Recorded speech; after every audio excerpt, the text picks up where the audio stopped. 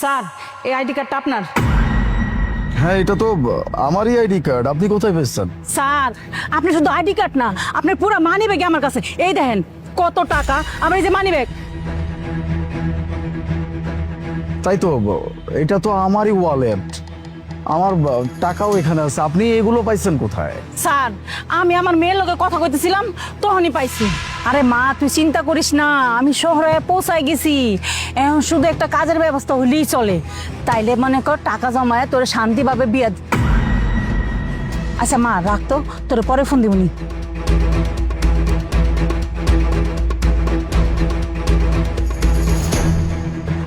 Money bag,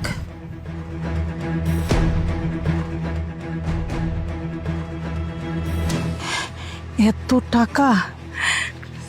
যাক ভালো হয়েছে, আমি তো শহরে আইছি কাজ করানোর লিগা, টাকা কামানোর লিগা। কতগুলি টাকা পাই গেলাম।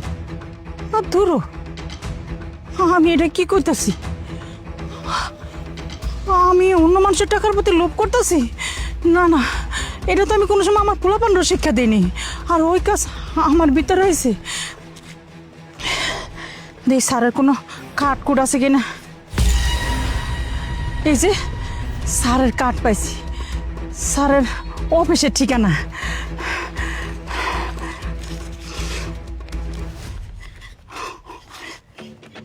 যাই স্যার, মানি ব্যাগটা পায় তো আমি আপনার দিতে আইছিলাম, কিন্তু এই ম্যাডাম তো আমার কোনো কথাই শুনলো না। আমি আপনার দেখছি যে আপনি গাড়ি হেনে রয়েছেন। আমি আইসি আর উল্টা আরো ম্যাডামে আমার ছোট লোক মোটো লোক কত কিছু কইলো। কই আমার কথাই করার সুযোগ দিল না যে আমি যে কমো যে আমি আপনার মানি ব্যাগ পাইছি। আমি দেখলাম যে এটা ভিতরে আপনার নাম। পরে খুঁজতে খুঁজতে আমি এখানে আইলাম। ম্যাডামে তো উল্টা আমার আরো দুনিয়ার কিছু খেদার দিল। তাই আমি এখানে খাড়াই রয়েছি যে আপনি যখন বাইরে যাবেন তখন আমি এটা আপনার দিব। স্যার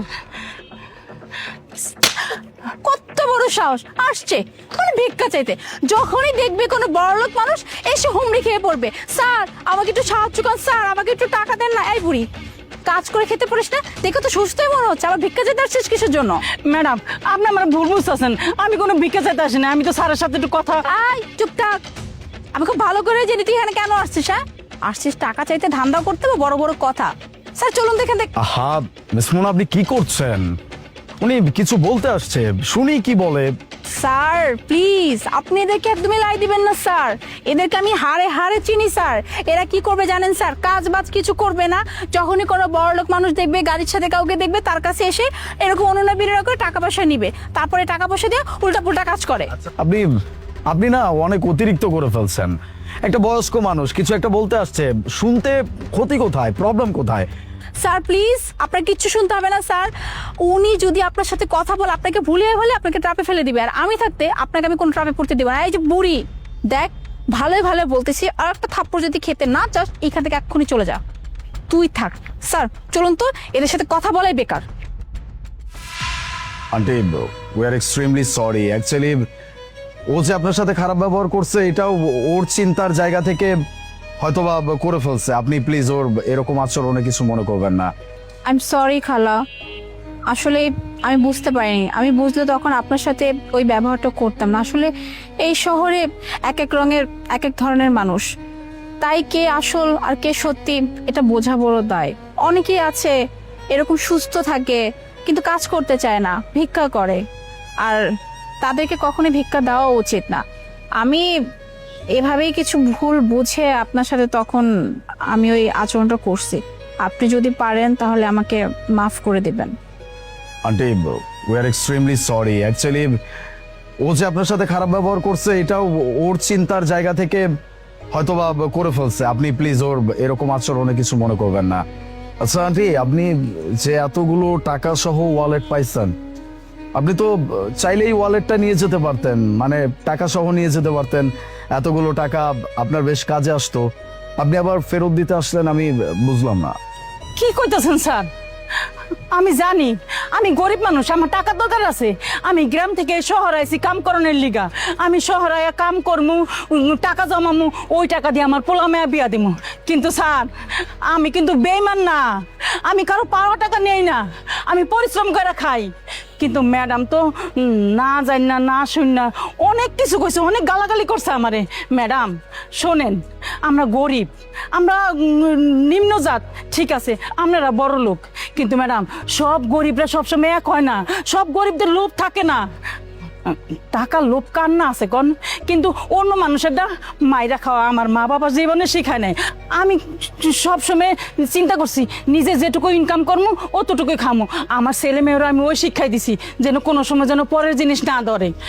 আর আপনি তো আমার না জান না না শুন না বহুত কিছু কইছেন, আমারে মারছেন পর্যন্ত। আচ্ছা আচ্ছা, তার মানে আপনি এখানে আসছেন কাজের উদ্দেশ্যে। আপনি কি কোনো কাজের ব্যবস্থা করে আসছেন? স্যার, আমি যে গ্রাম থেকে শহরে আইছি, আমি তো কোনো কাজের ব্যবস্থা করে আহি নাই, মাত্র শহরে আইছি 2-4 দিন দেখি কাজের ব্যবস্থা হয় কিনা। আর এই শহরে তো স্যার আমার কোনো পরিচিত লোক নাই, আমি তো কারোর চিনিও না, কে আমার কাজ দিব কোন? কি বলছেন কি আপনি? এত দূর গ্রাম থেকে আপনি শহরে চলে আসছেন কাজ করবেন এই জন্য, কিন্তু আপনি কোনো কাজের ব্যবস্থা করে আসেন নাই। এটা এটা একটা সিটি, এখানে সবাই একটা যন্ত্র মানব। এখানে বিভিন্ন রকমের মানুষ পাওয়া যায়, কিন্তু এখানে উপকারের মানুষ খুব কম পাওয়া যায়। যাই হোক, আপনি যেহেতু কাজের জন্যই আসছেন, আমি যদি আপনাকে কোনো কাজের ব্যবস্থা করে দেই, আপনি করবেন? কি কোন স্যার, আপনি আমার কাজ দিবেন? কিন্তু স্যার আমি তো মূর্খ মানুষ, আমি তো লেখাপড়া জানি না, মূর্খ মানুষেরা আমার কি কাজ দিবেন? আপনার পড়াশোনা জানতে হবে না, আপনি যেটা জানেন বা যেটা আপনার ভেতরে আছে সেটা হচ্ছে সততা। এটার অনেক পাওয়ার।